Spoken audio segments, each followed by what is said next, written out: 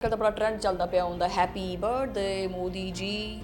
ਪਰ ਮੋਦੀ ਨੂੰ ਵੈਸੇ ਬਰਥਡੇ ਦੇ ਵਿੱਚ ਜਿਹੜਾ ਨਾ ਉਹ ਰਾਤ ਨੂੰ ਡਰਾਉਣੇ ਖੁਆਬ ਆਉਂਦੇ ਐ ਪਾਕਿਸਤਾਨ ਆਰਮੀ ਦੇ। ਉਹ ਵਿਚਾਰਾ ਕੀ ਬਰਥਡੇ ਮਨਾਵੇਗਾ। ਖੈਰ ਲਤਾ ਹੁੰਦੀਆਂ ਕਬਰ 'ਚ ਨੇ ਲੇਕਿਨ ਬਰਥਡੇ ਮਨਾਈ ਜਾਂਦੇ ਆ। ਵੈਸੇ ਕਦੀ ਸੋਚਿਆ ਕਿ ਦੁਸ਼ਮਣ ਕਿੱਥੇ ਹੈ? ਨਹੀਂ, ਦੁਸ਼ਮਣ ਕੀ ਸਿਰਫ ਸਰਹੱਦ ਤੇ ਬੈਠਾ ਹੋਇਆ ਕੀ ਉਹ ਸਿਰਫ ਲਾਈਨ ਆਫ ਕੰਟਰੋਲ ਦੇ ਉਸ ਪਾਰ ਹੀ ਆਹੋ ਨਹੀਂ ਬਾਬੇ ਨਹੀਂ। ਦੁਸ਼ਮਣ ਸਾਡੇ ਘਰਾਂ 'ਚ ਆ ਚੁੱਕਿਆ, ਸਾਡੇ ਫੋਨ 'ਚ ਆ ਗਿਆ, ਸਾਡੇ ਸੋਸ਼ਲ ਮੀਡੀਆ ਤੇ ਆ ਗਿਆ, ਸਾਡੇ ਜ਼ਿਹਨਾਂ 'ਚ ਆ ਗਿਆ। ਇਹ ਜੰਗ ਟੈਂਕਾਂ ਨਾਲ ਤੋਪਾਂ ਨਾਲ ਨਹੀਂ ਲੜੀ ਜਾਂਦੀ, ਇਹ ਜੰਗ ਹੁਣ ਜ਼ਿਹਨਾਂ ਦੀ ਹੈ। ਦੁਸ਼ਮਣ ਜਾਣਦਾ ਹੈ ਕਿ ਪਾਕਿਸਤਾਨ ਨੂੰ ਜੇ ਹਰਾਣਾ ਹੈ ਜਾਂ ਤੋੜਨਾ ਹੈ ਤੇ ਉਹਦੇ ਅੰਦਰ ਤੋੜਨ ਦਾ ਮਨਸੂਬਾ ਪੈਦਾ ਕਰੋ ਤੇ ਉਸ ਮਨਸੂਬੇ ਦੇ ਤਹਿਤ ਅਰਬੋਂ ਡਾਲਰ ਖਰਚ ਕੀਤੇ ਜਾਂਦੇ। ਇੱਕ ਫਿਤਨਾ ਪੈਦਾ ਕੀਤਾ ਗਿਆ ਜਿਨੇ ਸਾਡੇ ਇਦਾਰਿਆਂ ਦੇ ਉੱਤੇ ਹਮਲਾ ਕੀਤਾ। ਮਕਸਦ ਸਾਫ਼-ਸਾਫ਼ ਸੀ। ਹੁਣ ਤੁਸੀਂ ਭਾਵੇਂ ਗੱਲ ਐਂ ਦੀ ਕਰੋ ਜਾਂ ਉਂਝ ਦੀ ਕਰੋ, ਮੁਲਕ ਨੂੰ ਤੇ ਅਫਵਾਜ ਪਾਕਿਸਤਾਨ ਨੂੰ ਆਮਨੇ ਸਾਹਮਣੇ ਖੜਾ ਕਰਨਾ ਔਰ ਮੁਲਕ ਦੇ ਵਿੱਚ ਇੰਤਸ਼ਾਰ ਫੈਲਾਣਾ। ਸੋਸ਼ਲ ਮੀਡੀਆ ਦੇ ਉੱਤੇ ਪ੍ਰੋਪੇਗੈਂਡਾ ਕੀਤਾ ਗਿਆ, ਝੂਠੇ ਬੇਬੁਨਿਆਦ ਬਿਆਨੀਏ ਚਲਾਏ ਗਏ, ਲੇਕਿਨ ਫੌਜ ਆਪਣੇ ਮਿਸ਼ਨ ਤੇ ਕਾਇਮ ਰਹੀ ਹੈ। ਸਾਡੇ ਜਵਾਨ ਸਰਹੱਦਾਂ ਤੇ ਖੜੇ ਨੇ ਤੇ ਦੁਸ਼ਮਣ ਦੇ ਮੁਕਾਬਲੇ ਵਾਸਤੇ ਡਟੇ ਹੋਏ, ਸਿਰਫ ਸਾਨੂੰ ਮਹਿਫੂਜ਼ ਰੱਖਣ ਵਾਸਤੇ। ਬਿਸਮਿल्लाहिर्रहमानिर्रहीम, अस्सलाम वालेकुम नाज़रीन, ਤੁਸੀਂ ਦੇਖ ਰਹੇ ਹੋ 360 ਡਿਜੀਟਲ ਪੰਜਾਬੀ ਔਰ ਮੈਂ ਹਾਂ ਤੁਹਾਡੀ ਮੇਜ਼ਬਾਨ ਸ਼ੁਮਾਇਲਾ ਨਿਆਜ਼। ਹੁਣ ਤਾਂ ਵੈਸੇ ਦੁਸ਼ਮਣ ਨੂੰ ਵੀ ਮੇਰਾ ਨਾਂ ਜਿਹਨਾਂ ਨੂੰ ਪਤਾ ਚੱਲ ਗਿਆ ਕਿ ਸ਼ੁਮਾਇਲਾ ਨਿਆਜ਼ ਆਖਿਰ ਕੌਣ ਹੈ। ਠੀਕ ਹੈ, ਦੁਸ਼ਮਣ ਮਤਲਬ ਲਾਈਕ ਆਪਣਾ ਹੈਸ਼ਟੈਗ ਮੋਦੀ ਸਰਕਾਰ ਜਿਹੜੀ ਹੈ ਨਾ, ਅੱਜ ਕੱਲ੍ਹ ਤਾਂ ਬੜਾ ਟ੍ਰੈਂਡ ਚੱਲਦਾ ਪਿਆ ਹੁੰਦਾ ਹੈਪੀ ਬਰਥਡੇ ਮੋਦੀ ਜੀ। ਔਰ ਮੋਦੀ ਨੂੰ ਵੈਸੇ ਬਰਥਡੇ ਦੇ ਵਿੱਚ ਜਿਹੜਾ ਨਾ ਉਹ ਰਾਤ ਨੂੰ ਡਰਾਉਣੇ ਖੁਆਬ ਆਉਂਦੇ ਹੈ ਪਾਕਿਸਤਾਨ ਆਰਮੀ ਦੇ। ਉਹ ਵਿਚਾਰਾ ਕੀ ਬਰਥਡੇ ਮਨਾਵੇਗਾ। ਖੈਰ ਲਤਾ ਹੁੰਦੀਆਂ ਕਬਰ 'ਚ ਨੇ ਲੇਕਿਨ ਬਰਥਡੇ ਮਨਾਈ ਜਾਂਦੇ ਆ। ਬਹਰਹਾਲ ਉਹਨਾਂ ਦੀ ਕਲਾਸ ਤਾਂ ਲੈਂਦੀ ਨਹੀਂ ਹੋਣੀ ਹੈ, ਲੇਕਿਨ ਅੱਜ ਦਾ ਜਿਹੜਾ ਵਲੌਗ ਹੈ ਉਹ ਬੜਾ ਖਾਸ ਵਲੌਗ ਹੈ ਕਿਉਂਕਿ ਆਪਾਂ ਇਹ ਤਾਂ ਕਹਿ ਦਿੰਦੇ ਆ ਕਿ ਫਲਾਣਾ ਮੇਰਾ ਦੁਸ਼ਮਣ ਹੈ, ਫਲਾਣਾ ਮੇਰਾ ਦੁਸ਼ਮਣ ਹੈ। ਕੁਛ ਦੁਸ਼ਮਣ ਜਿਹੜੇ ਨੇ ਨਾ ਉਹ ਘਰ ਦੇ ਅੰਦਰ ਵੀ ਫਿਰਦੇ ਆ ਤੇ ਅੱਜ ਗੱਲ ਕਰਾਂਗੇ ਉਹਨਾਂ ਦੁਸ਼ਮਣਾਂ ਦੇ ਬਾਰੇ 'ਚ। ਵਲੌਗ ਸ਼ੁਰੂ ਕਰੀਏ। ਚਲੋ ਜੀ, ਮੈਂ ਲਾਣੀ ਪਾਣੀ ਦਾ ਘੁੱਟ। ਚਲੋ ਜੀ ਕਰੋ ਸ਼ੁਰੂ। ਵੈਸੇ ਕਦੀ ਸੋਚਿਆ ਕਿ ਦੁਸ਼ਮਣ ਕਿੱਥੇ ਹੈ? ਨਹੀਂ, ਦੁਸ਼ਮਣ ਕੀ ਸਿਰਫ ਸਰਹੱਦ ਤੇ ਬੈਠਾ ਹੋਇਆ ਕੀ ਉਹ ਸਿਰਫ ਲਾਈਨ ਆਫ ਕੰਟਰੋਲ ਦੇ ਉਸ ਪਾਰ ਹੀ ਆਹੋ ਨਹੀਂ ਬਾਬੇ ਨਹੀਂ। ਦੁਸ਼ਮਣ ਸਾਡੇ ਘਰਾਂ 'ਚ ਆ ਚੁੱਕਿਆ, ਸਾਡੇ ਫੋਨ 'ਚ ਆ ਗਿਆ, ਸਾਡੇ ਸੋਸ਼ਲ ਮੀਡੀਆ ਤੇ ਆ ਗਿਆ, ਸਾਡੇ ਜ਼ਿਹਨਾਂ 'ਚ ਆ ਗਿਆ, ਬਹਿ ਗਿਆ ਆ ਕੇ ਇੱਥੇ ਦੁਸ਼ਮਣ।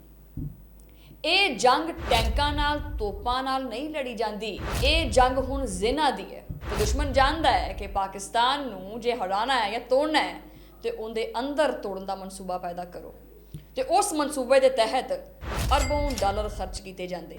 ਇੱਕ ਫਿਤਨਾ ਪੈਦਾ ਕੀਤਾ ਗਿਆ ਜਿਨੇ ਸਾਡੇ ਇਦਾਰਿਆਂ ਦੇ ਉੱਤੇ ਹਮਲਾ ਕੀਤਾ।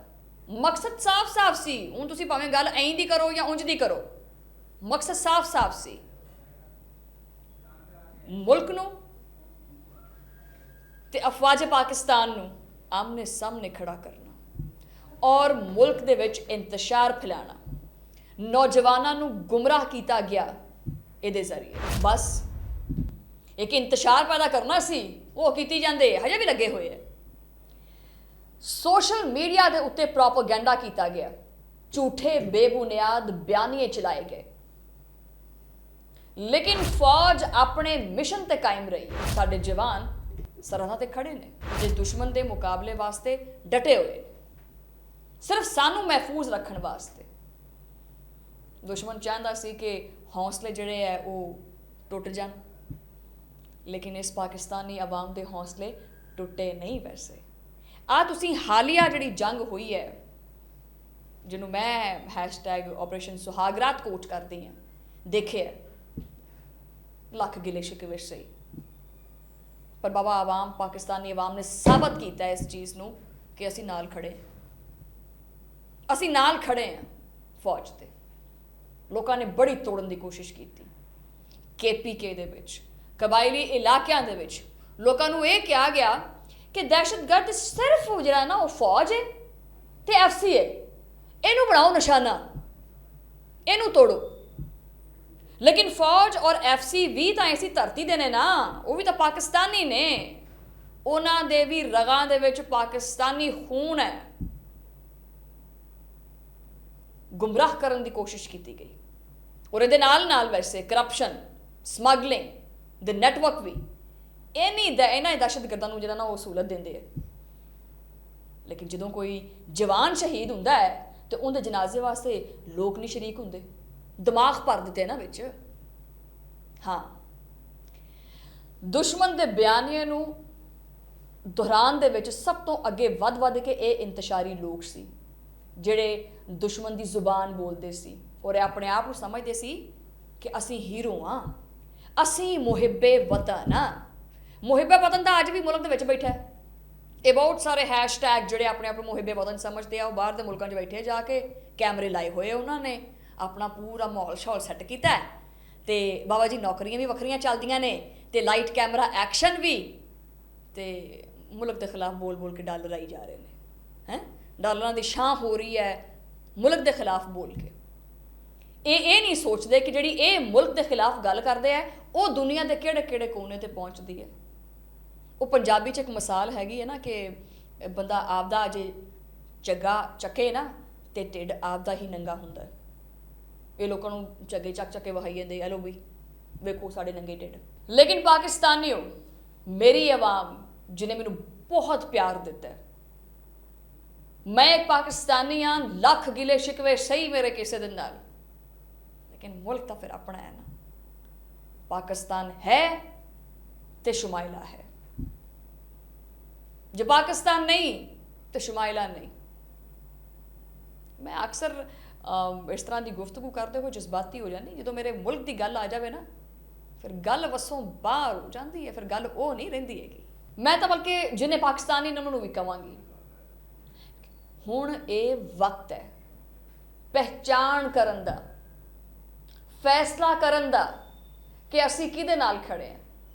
ਜਾਂ ਤਾਂ ਅਸੀਂ ਆਪਦੀ ਫੌਜ ਦੇ ਨਾਲ ਖੜੇ ਹਾਂ, ਜਾਂ ਫਿਰ ਅਸੀਂ ਉਹਨਾਂ ਫਿਤਨਾ ਜਿਹੜਾ ਪੜਾਉਣ ਵਾਲੇ ਲੋਕ ਨੇ ਜਿਹੜੇ ਮੁਲਕ ਨੂੰ ਤੋੜਨਾ ਚਾਹੁੰਦੇ ਹੈ, ਜਾਂ ਉਹਨਾਂ ਨਾਲ ਖੜੇ ਹਾਂ।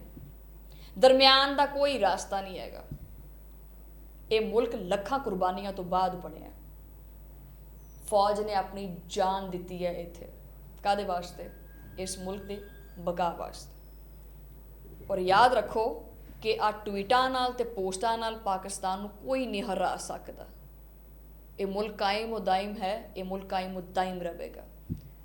ਅਫਵਾਜ ਪਾਕਿਸਤਾਨ ਇੱਕ ਹੈ, ਪਾਕਿਸਤਾਨ ਦੀ ਤਾਕਤ ਹੈ, ਪਾਕਿਸਤਾਨ ਦੀ ਸ਼ਾਨ ਹੈ ਔਰ ਇਹਦੇ ਵਿੱਚ ਸ਼ਹੀਦਾਂ ਦਾ ਖੂਨ ਸ਼ਾਮਿਲ ਹੈ। ਹੁਣ ਇਹ ਜਿਹੜੇ ਸਾਡੇ ਭਾੜੇ ਦੇ ਇੱਥੇ ਬੀਪ ਪਾ ਦਿਓ, ਕਿਉਂਕਿ ਮੇਰੇ ਮੂੰਹ 'ਚ ਗਾਲ ਆਉਣ ਲੱਗੀ ਸੀ ਵੈਸੇ, ਲੇਕਿਨ ਉਹ ਜ਼ਾਰੀ ਗੱਲ ਹੈ, ਬੋਲ ਨਹੀਂ ਸਕਦੇ ਨਾ, ਫਿਰ ਕੀ ਕਰੀਏ। ਜਿੰਨੇ ਮਰਜ਼ੀ ਡਾਲਰ ਲਾ ਲਓ, ਇਹ ਮੁਲਕ ਨਹੀਂ ਟੁੱਟੇਗਾ।